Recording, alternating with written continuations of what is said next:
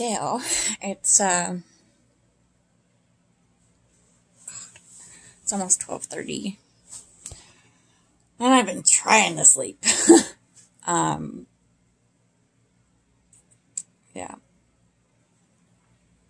I decided to flip on a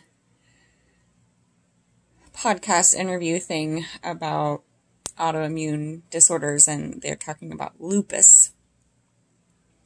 These brilliant doctors, I don't know, some doctor on YouTube called Dr. Hyman, talking, about systems in the body, and they're discussing all these really innovative, cool ways to treat people with these hard to treat autoimmune disorders like lupus.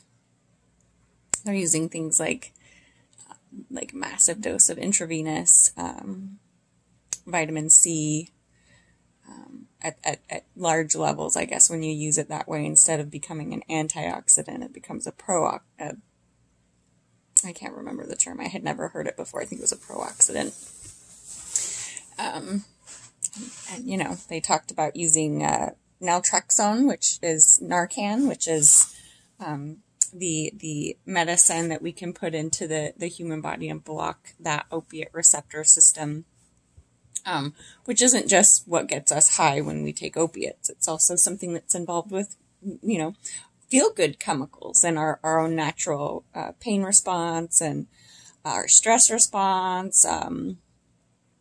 They were talking about the Narcan at low doses. It's this antagonist. So when your body senses that there's this thing blocking that system, then the opiate system starts producing these feel-good chemicals. And they were talking about how stress is usually like these people with autoimmune disorders, these people with lupus will tend to present after a period of unrelenting stress.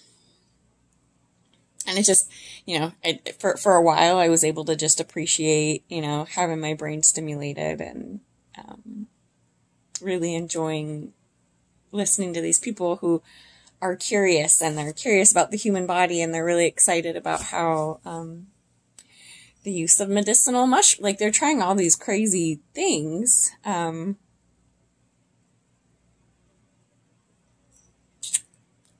And it's exciting. It's sparking my curiosity, and I love the body, and I want to learn more about the body. And then as they get into it more and more, my brain shifts over into that negative, narcissistic thinking of why the fuck are my doctors so uncurious? Ugh. And then I'm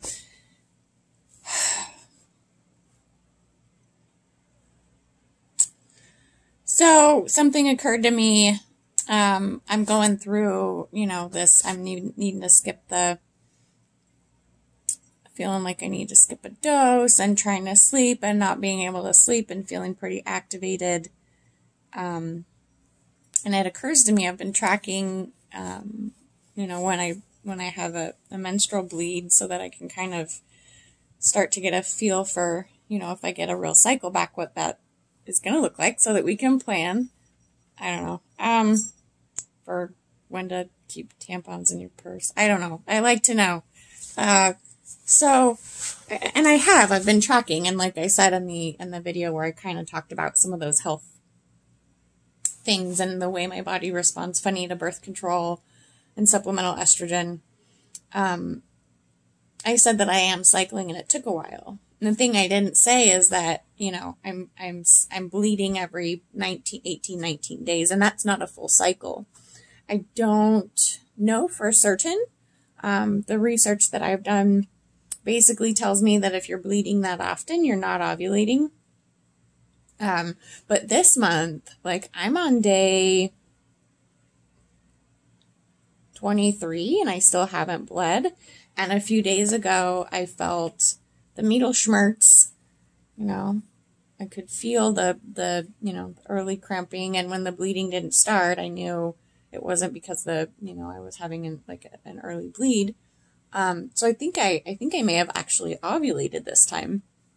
And it's just funny because when a woman ovulates, usually there's this leading up to and during there's this surge or this sort of flow of progesterone. So instead of really making a lot of estrogen, the body, when that ovulation happens, it triggers, right around that time, it triggers this different flow of a different chemical.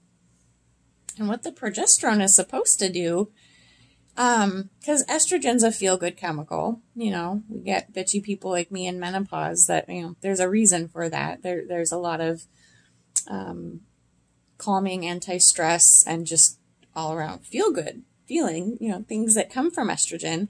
And so the progesterone, the reading that I've done has said that it's a calming chemical. And, you ovulate. That's usually when you're like glowing and just radiant and relaxed and, and that's just that is not my experience currently and hasn't been for days. So, it just, I guess I listened to that podcast and I really wish I had a good, curious doctor.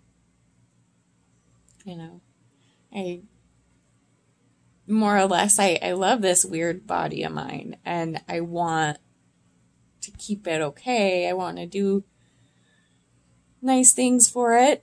Wow, that's fun. I want to, take care of my body. I do, I am concerned about health and I want to do the things that, I can, it feels good to take care of yourself. And if I seem to, when I take care of my body the way I'm told to take care of my body, the way that everybody is apparently supposed to take care of their body, it's like the instruction manual that these uncurious doctors, seem to think, it's easy to take care of yourself. It's easy to meet your needs. Here, I'll tell you, when I do those things, my body doesn't respond. Like it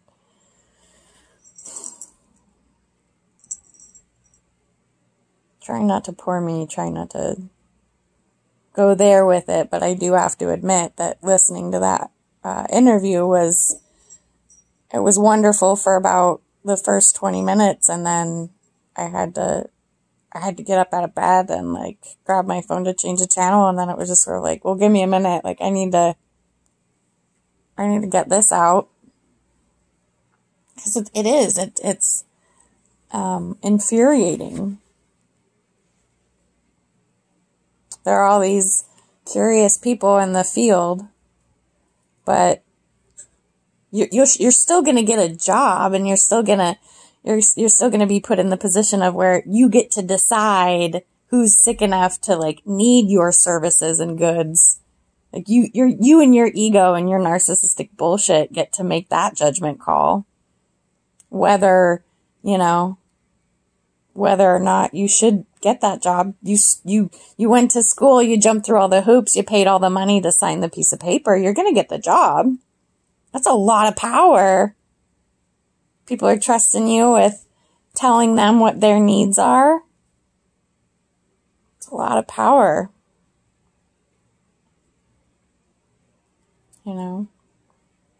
And it's really just disgusting, because you get good doctors that are, curious, and they want to order you an MRI, or they want to refer you out to a specialist, and they get fired really soon. They don't last in the competitive job market when they're actually curious and trying to help people and ordering tests and procedures that cost money that no one's going to pay for. I remember the clinic I used to go to before I moved. They were all like, I said, I'm going to lose my insurance. So I'm not interested in continuing services, because I know I can't afford it. And she goes, she's all self-righteous and so proud of her organization. Oh, we see people regardless of their ability to pay. Oh, that's great. That's wonderful. I'm still going to receive a bill. It's still not going to get paid. That MRI that was shoved through was not paid for. And I was not told. I didn't get that piece of mail until after the procedure, you know. So I don't, and the insurance company aren't, you know, those people aren't curious. I've asked 3 times for a case manager through Molina, Washington Apple Health. Nothing. Like nobody reaches out to me. They'll send me letters in the mail that say you're eligible for a vaccine. Get off your ass and get vaccinated and go back to work because there's nothing wrong with you. Menopause at 32, dropping, God, what would that be? 190 to 120? 70 pounds? 50 pounds? Like in 3.5 months? That's fine. You're fine. You shouldn't be allowed to have children anyway. Like, you morally incompetent piece of shit. I don't want you to reproduce. Why are you here? I'm not going to help you with anything else.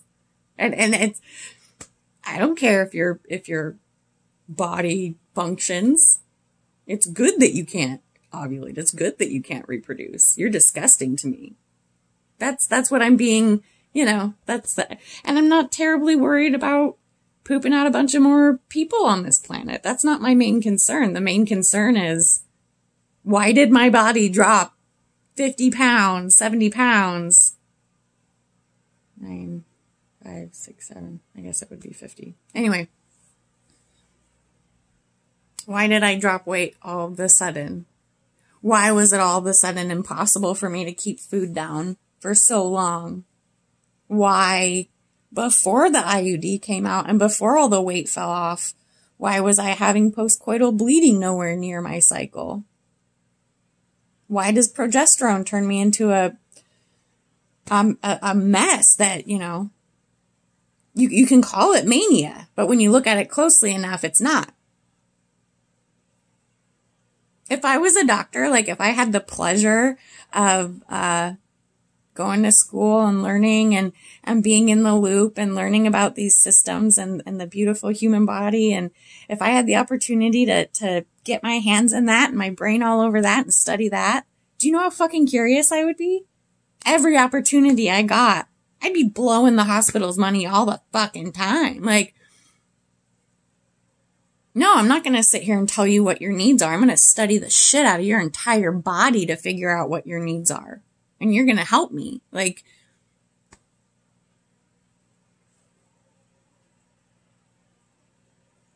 if I was a doctor and was presented with this case, I'd be salivating. Ooh, goody. A puzzle. I'm in this industry because I'm curious and I'm passionate about the human body and learning about, you know, that whole, God, there's so much that we don't know. It's like, that's the real next frontier is the human body. It's not space. It's not going out and, you know, treating space like our little campground and shitting all over it and mining materials from stuff we don't have any business doing anything. Yeah. That's the next frontier is figuring out the human body. We're nowhere near it.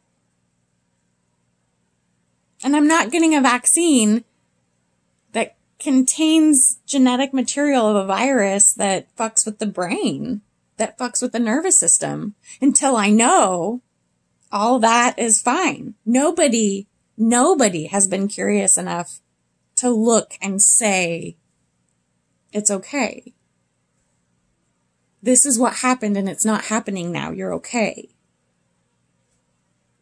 And when I was ready, rip-roaring and ready to get my vaccine, I had a fucking fever for a week. I think it was 2 or 3 weeks. Nobody would stick me. Everybody says, no, stay home. You know, don't go out. Don't come get a vaccine.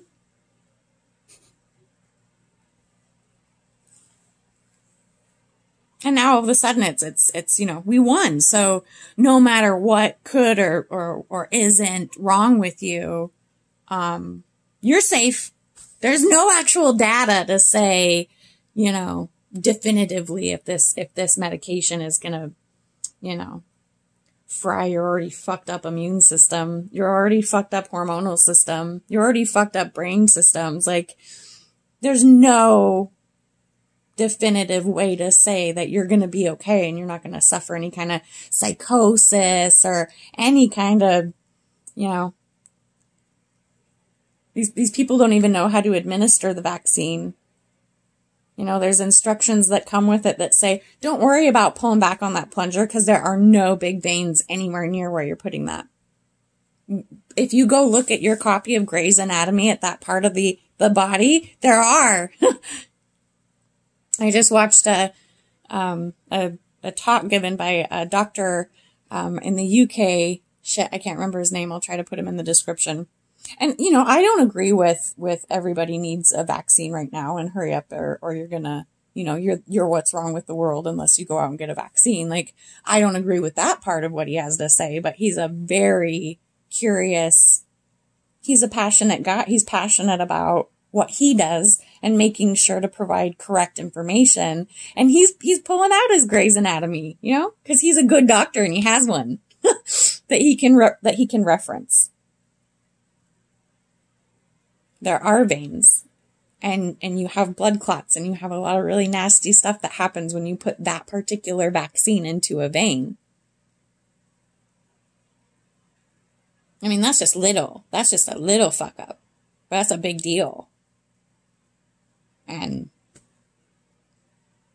we're all doing it because it's the right thing to do for the economy. And we all know that money is blood, so everybody's just gonna, whatever. If it means I can pick out my own bananas, fuck you. Fuck the whole world.